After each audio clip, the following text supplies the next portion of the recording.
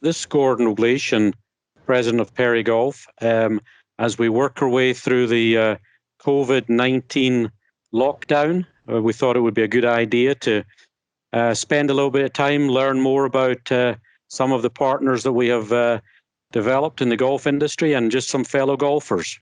And hopefully it will fill in some of your idle hours at home without any Masters to watch this week and other golf tournaments in the weeks ahead.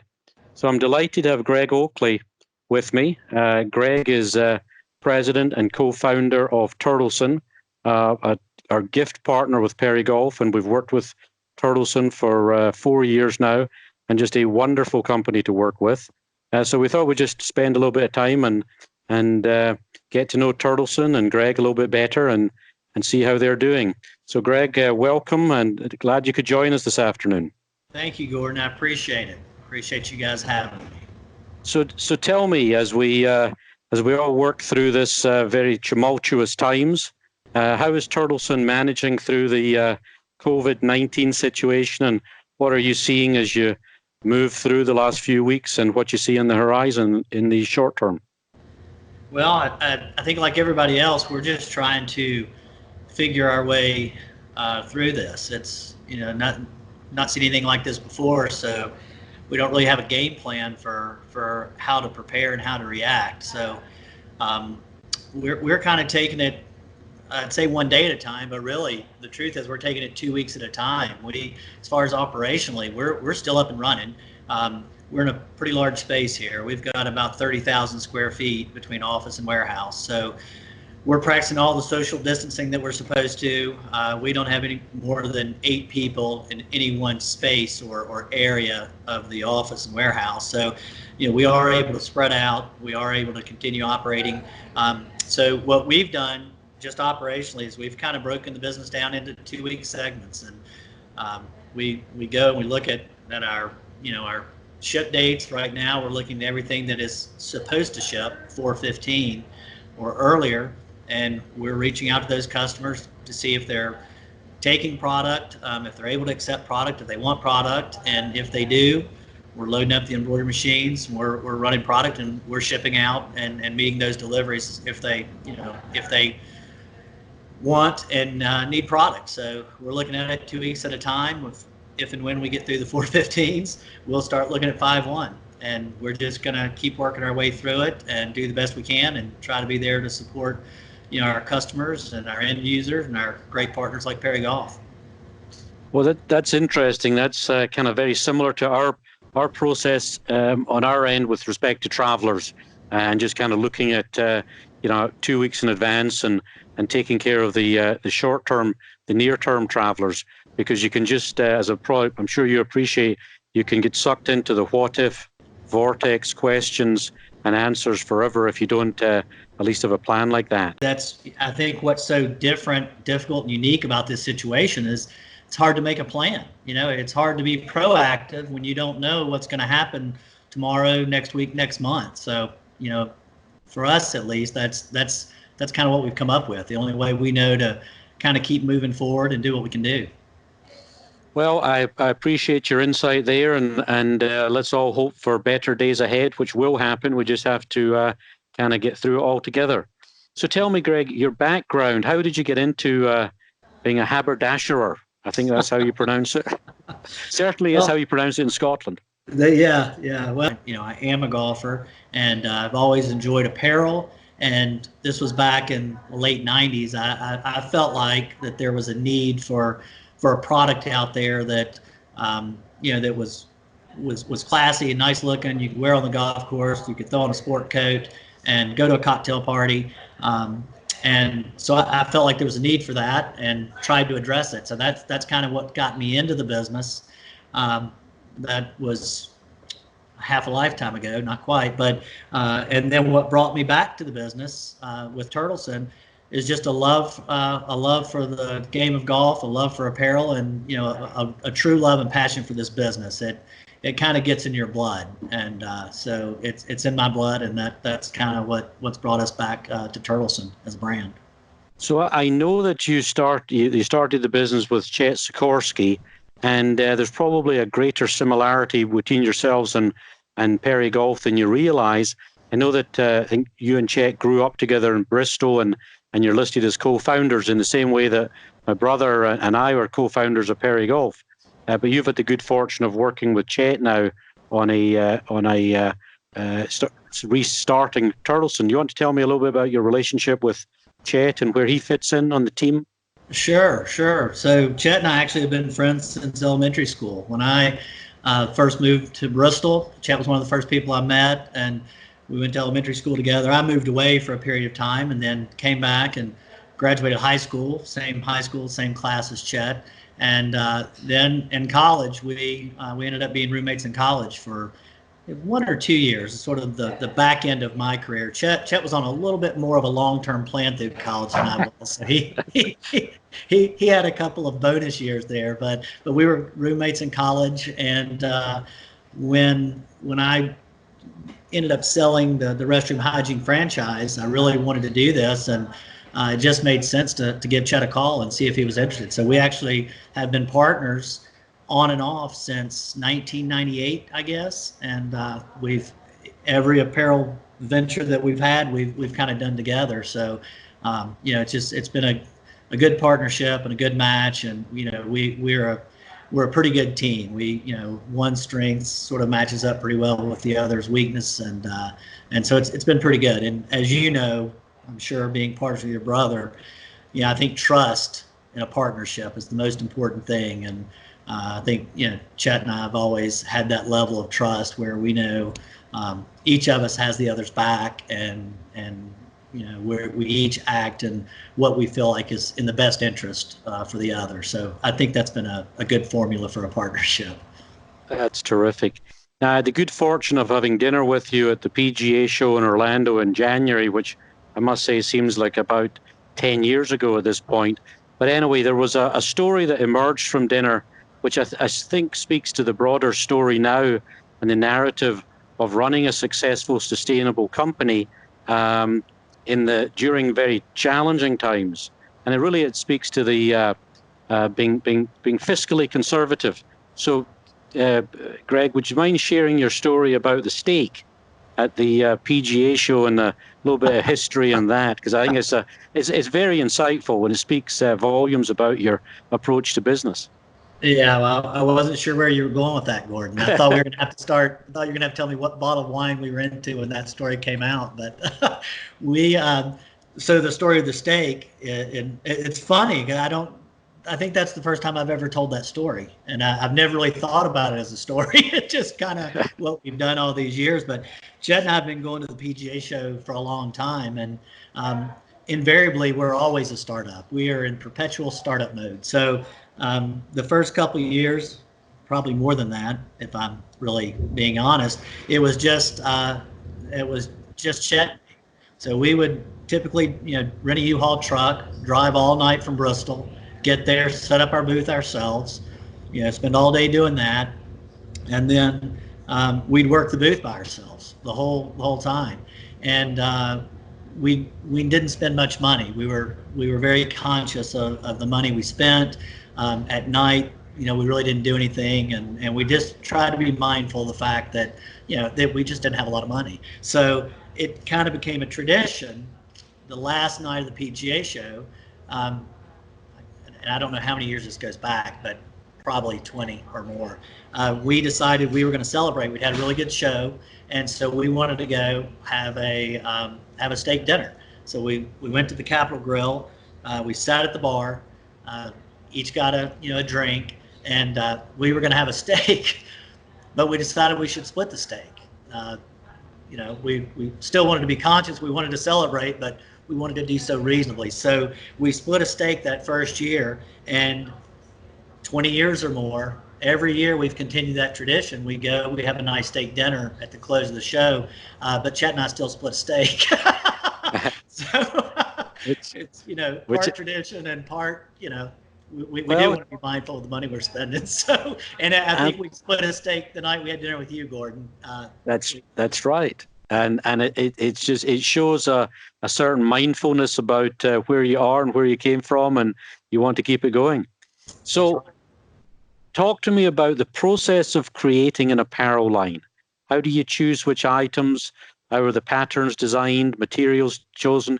I mean, we all know we walk into the golf shop and we see something we like, but we never really think about how it got there in front of our eyes. So I'd be Sure. curious if you could just kind of walk us through how that all happened. Our process, we design 2 seasons a year right now. We have a spring season and a fall season, and we'll deliver an early spring, but it's really just a portion of what's to become the upcoming spring line. So we have these 2 seasons, but the process is not necessarily seasonal. It's ongoing. So year round, we're kind of in the design process, and now things are a little bit different. We've been around a few more years, and we're starting to get a little more critical mass out there in the market. So we actually have a vice president of merchandising, actually he's merchandising and sales, and we've just recently brought on a product development specialist. She's a technical designer and background and product development. So how our process starts is with color, and we're constantly shopping the market.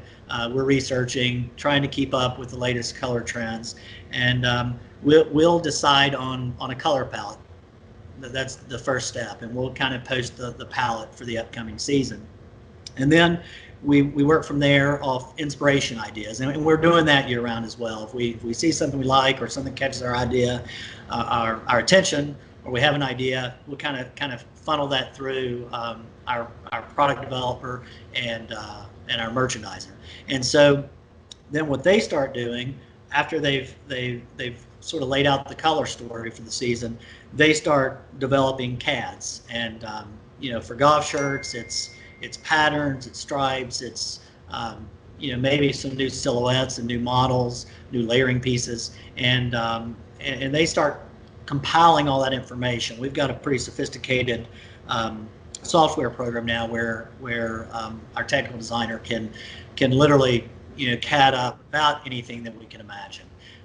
So that's sort of how that starts. From a fabric standpoint, we twice a year we're in New York working with yarn mills and suppliers and looking at what's out there, what's new, what types of yarns are available to us. And also our vendors a lot of times are constantly throughout the year sending us development fabrics and materials and different yarns. So we're constantly year round looking at that thing, but then at the new options and fabrications and trying to find new yarns. But once we get serious about a particular season, we pull in any new yarns, any new fabrics, any compositions and things like that. And the merchandiser and product development person, our technical designer, they start putting together really an entire wall of options, and we have a whole an entire area next door in our warehouse that's devoted to seasonal and product development. So you may walk over there one day and we'll have an entire 30-foot wall filled with nothing but knit swatches and CADs, and then the next day it'll be woven swatches. The next day it might be bottoms, and so then it becomes a process from there of narrowing it down and deciding, okay, what kind of SKU count do we want for the upcoming season? What kind of items and products are we going to try to move forward from the previous season? And so from there, it really becomes a process of culling it down to where we hit the SKU count that we're looking for. We feel like we've got the best offering we can do, and then the rest of us will kind of get involved. Once they kind of get it to a presentation point is sort of the way I look at it. Then Chet'll weigh in. I'll start weighing in on some things that maybe I like or don't like. That's Andy Plate, who's our president. He likes to get really involved in products, and normally that's the point that he and Chris Warren, who's our merchandiser, the two of them will spend a couple of weeks really kind of hammering it down to what's going to be the final product. And once they feel like they've got a good handle on it, we'll actually start trying to break it up into color stories. So, I said you'll go over there and be nothing but knits, and then nothing but wovens, and then toward the end you'll go over, and they may have entire collections built out just to make sure that all the colors work together. Most golf courses like to buy by color stories. Our retailers typically are more item driven, but so these guys will really make sure that the color stories work and the products work and that we have a nice balance. And once we feel like that balance is there, which is really key to us each season, this balance of color and style, product category. Once we feel like that's kind of set and where we want it, that becomes the line, and we CAD everything up, send it out to our vendors, and the process is started for prototypes and sampling. So it's kind of a golf version of, what's that movie, The Devil Wears Prada? I've not seen And that, Gordon. somebody selects a color, and everybody kind of follows through with colors from there. Is that? I mean, it always is intriguing to me. You know, where colors evolve from as to what it's the color of the season or the direction of the season. But I appreciate your explanation on that. So once you've got to the point that you described, and you're passing it out to your vendors. So going back to what we see in the golf shop, for example, in July, the shirt is hanging in front of our eyes in July. Where has that started to get there? Was it made? It was made X months ago, and it was shipped, and it sat in a warehouse. And walk me through the simple timeline of that shirt getting in front of my eyes. So that shirt was developed at least 12 months prior to you seeing it in the shop. So we work at least a year in advance, and we really try to adhere to a schedule and start as early as possible. So the shirt that you're seeing in the golf shop, depending on what month you see it, if it's June, the reality is that has been in the works since April, May at least of the previous year. So once that package goes to our vendor, they'll do knit downs. If it's a print, they'll do strike offs on the print, and we'll produce salesman samples. And that's our dinner at the PGA show. That's what we're doing there. We're showing our samples for the upcoming fall season to all of the all of our customers, all of our wholesale customers at the PGA show. So in January, the club may sit down, if it's a golf course we're selling to, sit down and they'll look at the line, and they'll decide based on their open to buy and what they're trying to accomplish in their shop. They'll decide what they're going to purchase from us, and we'll generally get their order anywhere from January at the show through probably even March or April at that point. Generally, by the time we're showing that shirt at the PGA show, we already have the production order, at least the first wave. So what we try to do is sort of, losing the word here, sort of, break up our buys and our delivery. So we know that we're going to have to deliver some product in June. We've got to buy that probably in February or late January to put it on a boat. So that product, if they bought it in January, February, March, if you're seeing it in July, that probably hit our warehouse late May, mid-May. We'll try to have all of our product for our golf accounts in 30 days in advance, because we will have to run that through our embroidery department more than likely. So, that product probably hit our floor mid-May.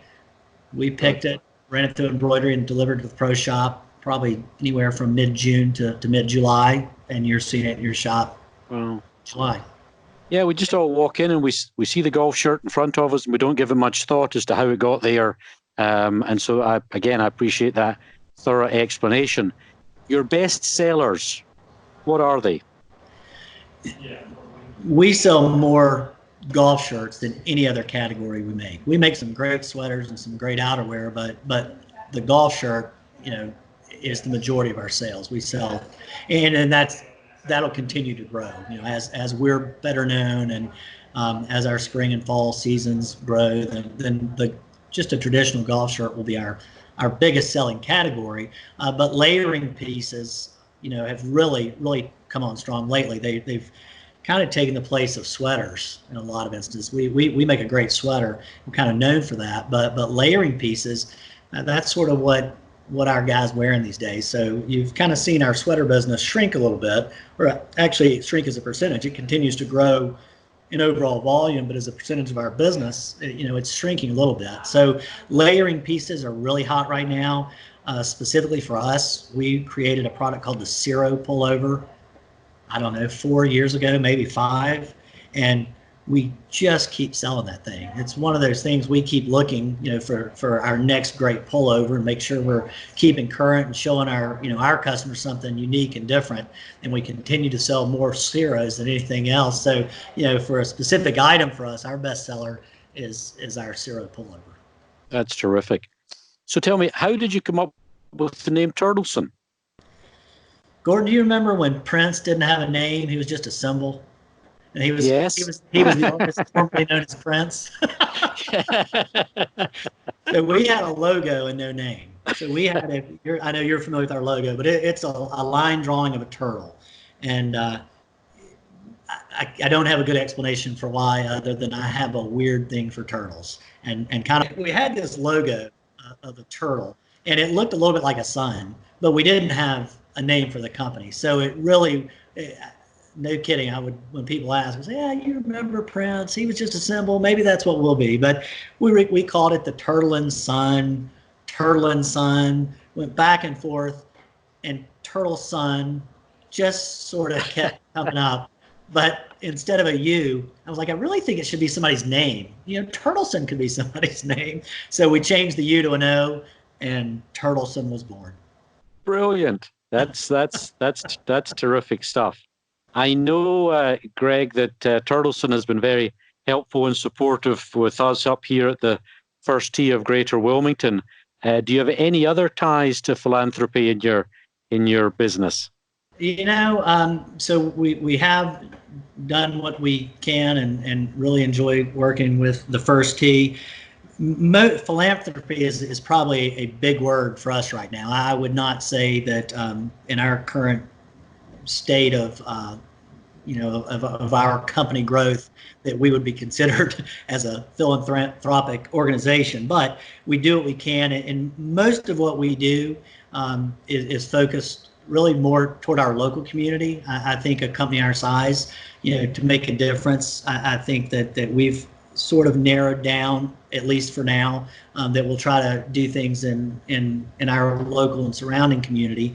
And so, we obviously support a lot of local charities with product giveaways and gift certificates and that kind of thing. And we're also working with actually our local high school that Chet and I graduated from, helping them with a scholarship. They came to us and asked us if there was something we could do, and we were happy to support that. So we've sort of leveraged our online, our website to help them sell some product, and we've offered matching dollars for that to contribute toward a local scholarship. So we're doing that this year, and really trying to focus on community, which for us means several things. Our local community, which is hugely important, and then communities of those people we serve. And Gordon, the First Tee, we've really gotten involved with that because of our relationship with you and PerryGolf, and we're trying to reach out to some other chapters and of the First Tee and do it. But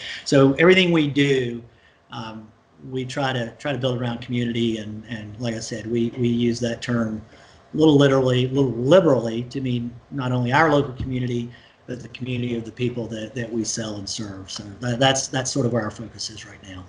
Well, that's terrific. And your vision for the next few years, once we get through this situation that we're in, I know it's uncharted waters, but what's your vision for Turtleson 3 and 5 years down the road?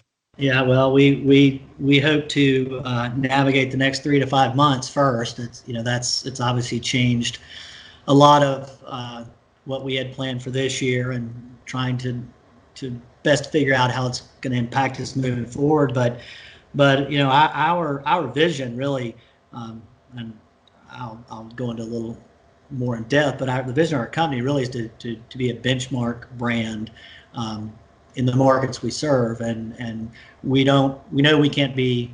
Shouldn't say we can't be. We're not the biggest, and maybe one day, but not today. So what we want to do, we want to really try to be the best at what we're doing. We want to be known as having the best customer service. We want to be known as having the best product. And if you're in one of our retail golf accounts, we want we may not be the biggest table in there, but we want people to look to that table and say, those guys, they're doing it right. They know how to do it. But more to a business type of vision, we're really hoping to not only expand our footprint in the U.S. but globally, and that actually was a big initiative for this year that has been not put on hold. Well, maybe put on hold. It's definitely in a holding pattern right now. But we opened up a sales office in the UK January of this year. Great timing. So we do have a handful of accounts in Europe, and our goal this year was to really have a presence over there to really support and service those accounts like we do over here. So we have that office set up. We have a managing director over there and a couple of salespeople that are ready to go. So a big focus over the next 3 to 5 years will be to develop that market. We have a distributor set up in Australia, so we hope to expand our footprint there as well. So really kind of focus on what we're doing and where we see our strengths and build here in the States, but also take the Turtle worldwide, Gordon. That's terrific. Well, you've been most generous with your time, and I do want to just recount to you the number of very positive notes of thanks that I get from PerryGolf clients over the last several years when we've been using Turtleson as a gift item. People enjoy the quality of the product, they enjoy the selection of the product, and they enjoy your customer service. And I can't tell you how many times, I'll get a note back about a trip overall, and comment will be made about the Turtleson experience as part of it. So thank you for that and for that relationship. And we certainly look forward to working with you for many years to come. And I'm also personally particularly excited about participating as a ambassador for you on your advisory board. So looking forward to that. So Greg, thanks so much for your time. I know these are challenging and choppy waters that we're operating in, but your partnership means an awful lot to everybody at PerryGolf. Well, Gordon, thank you. And you're only as good as the company you keep, and we're awfully proud to be keeping company with PerryGolf.